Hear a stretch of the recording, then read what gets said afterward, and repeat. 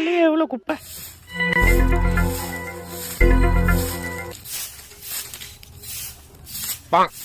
அப்பாடி முதுகெல்லாம் வலிக்குது. என்ன இவ்வளவு குப்பை?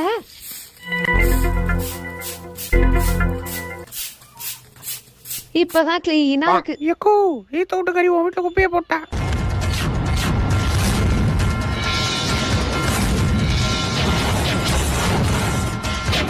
இன்னைக்கு என் வீட்லயே குப்பையை போடுறியா?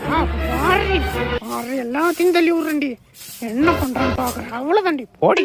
எக்கோ ஈத்த விட்டு கறி உன் வீட்டுல குப்பையை போட்டா.